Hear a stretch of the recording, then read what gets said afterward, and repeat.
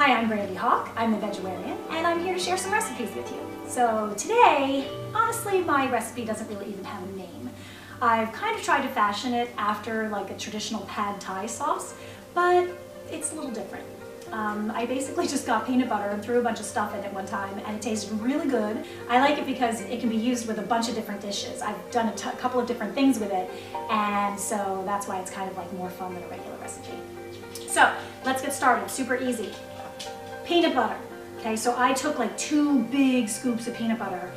So it's going to be even more than 2 tablespoons. Let's say 3 tablespoons. So you get a big gob of peanut butter here. Now for this recipe, because it's a sauce, I'm just going to make it in my small blender. I have like my little magic bullet here, and I like that because when you're using a bigger blender, sometimes if you're not using a lot of ingredients, it kind of gets a little imbalanced. So I just have my small blender. So I have peanut butter. Now, first of all, let's talk about peanut butter, because there's a lot of different brands out there that will tell you that they're peanut butter, but they are not peanut butter. Peanut butter is made from peanuts and salt. That is peanut butter. If it has all kinds of hydrogenated, polyhydrogenated sugars and oils and all this kind of crap, it is a heart disease causing, heart attack laden sauce that is made with peanuts. That's not peanut butter. Okay, so this is peanuts and salt. Okay, thank you for listening. I get very upset about that. Anyway, so then, when you think about it, you've got peanuts. Now we need like a salty taste. So we're going to use our, try to get a high-end soy sauce. This one happens to be tamari, which is gluten-free. So we're going to use about a tablespoon of that. We want to pull some nice salty taste out of our peanuts. Okay, so we have that. Now this is the thing that is going to be varied. When you go to taste this, you'll say, oh, it doesn't have enough salt, or it does. You know, this is kind of where you'll do your balance. You might have to add a little more. You might have to add a little more peanut butter in order to get rid of it. It's too much. Let's see. Toasted sesame oil. Now this is used very sparingly. Okay? Just the littlest bit. Whenever you're making anything with toasted sesame oil, you always just use just the littlest bit because it's so powerful. Also, you don't want to heat toasted sesame oil. Usually if I'm making a dish with it, I'll make the dish, and then just sprinkle a little bit over it. It's already toasted, so you don't want to overcook the oil. Then, because we're doing sort of like an Asian Thai thing, we always have to have some curry. So I just found this little thing of red curry paste. This was at my regular supermarket in the Asian section. I'm going to use about ½ a teaspoon of curry powder. Then, you need to have a little bit of sweet taste. So again, like ½ a teaspoon of, this is coconut sugar. I like coconut sugar. I'm going to do a whole show on coconut sugar.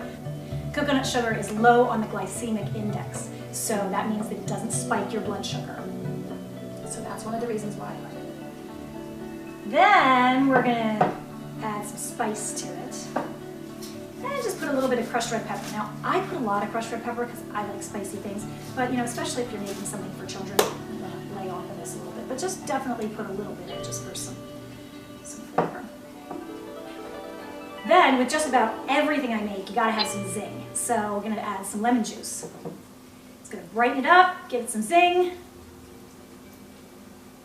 And I'm just giving like a nice squeeze to this half. We're not gonna use the entire half of the juice. Just give it like a nice, one good solid squeeze is enough, okay? And then our last ingredient is going to be some apple cider vinegar. Again, we're gonna go very lightly with this. Just give it like a little drop just to kind of zing it up a little bit. Plenty. There we go. All right. Now you can see that there's a lot of peanut butter here and not so much liquid. So I'm just going to add a little water just to help to get things going.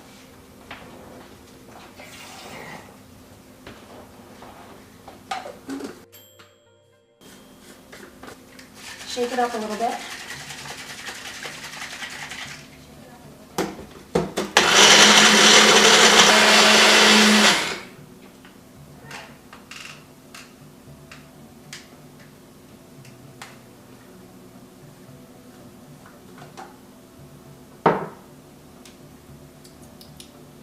Okay, got it.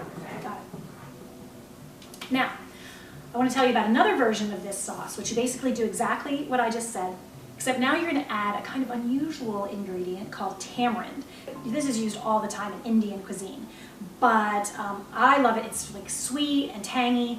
It adds a different dimension to the sauce, but the reason I didn't use it as part of the regular recipe is because it might be a little bit difficult to find in some areas. So if you have it, if you have access to it, I mean, I found it at my regular supermarket. It was in the Asian section, it was there, it's not expensive, and a lot of people will say, oh, well, Brandy, I'm only gonna cook with that once, why would I buy this whole jar? But I promise you that you are going to love this sauce, and so you will end up going through this jar faster than you think. All right, so I'm just gonna add a teaspoon of this. That's plenty, and we'll give it just one more blend, and then I'll be right back.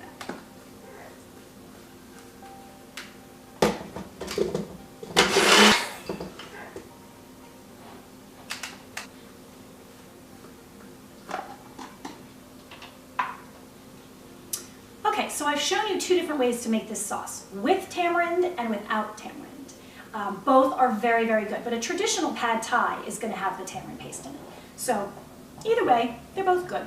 Now, I have plenty of sauce here, so what I'm going to do is I'm actually going to make some rice noodles. They're super easy to make. You just put them in hot water and let them sit for 10 minutes. Okay, so I've got some rice noodles here. If you're doing gluten-free, that's the way to do it. I'm just going to put some sauce on there. Give it a nice stir.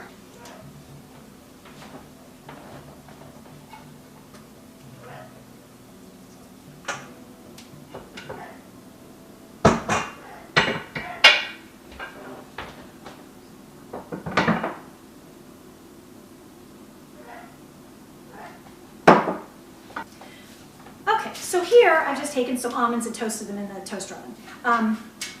Traditionally, you would use peanuts for this dish, but I didn't have any peanuts, so I improvised what I had. And so I just toasted my almonds up. I'm just going to put them on there. It gives some mouthfeel so that when you're eating a soft noodle, it gives it like a nice little crunch to it. And also adds depth. The toasted flavor adds depth. So then I have here some scallion, and I'm just going to cover that with some scallion, and there we go. And then I like to put some more spice to it, so I'm going to put a little bit of red chili flake on there. But there you go, you've got a delicious meal, super easy to make. I mean, you do the peanut butter sauce, and these noodles take seriously 10 minutes sitting in hot water. You don't have to watch them or anything. And there you go, you've got a nice version of a traditional dish with stuff from your refrigerator. Okay, so now we have our sort of Asianish noodles. So it's something taken off of a traditional dish and kind of made my own. But in any case, so we have our noodles, right? But I told you there was more than one thing that you could do with this sauce. So here I have some kale. And I'm just going to pour this over and just kind of mush that in. And I'm going to make some kale chips out of this. So it's going to be kind of like an Asian twist on the traditional kale chip. I mean, now, gosh, there's like every version of kale chip in the world. But this one's super easy. You make it from stuff that you have at home. And then what you would do is you would just take these, and I like to use a dehydrator for making kale chips. Not everybody has a dehydrator. I highly recommend picking up one. You can get them even at some drugstores. They're really not expensive. But basically, it allows you to dry things out like kale chips or banana chips or whatever you want to do without having to hover over them. Whereas like if you bake them in the oven, you gotta watch the oven. If you do bake these, bake them at like 350 for like 15 minutes. Check them and see how they are. It might take a little bit longer than that. But if you have a dehydrator, just put them in at night, push go, and be like, I'm going to bed now. I'll see you in the morning. And they'll be done for you in the morning. So now we have two different ways to prepare something made from the same sauce. We have kale chips, and we have our kind of traditional pad thai. I hope you enjoy that. Let me know what you think. Thank you so much. I'm Brandy Hawk. Now you're aware, so go and share.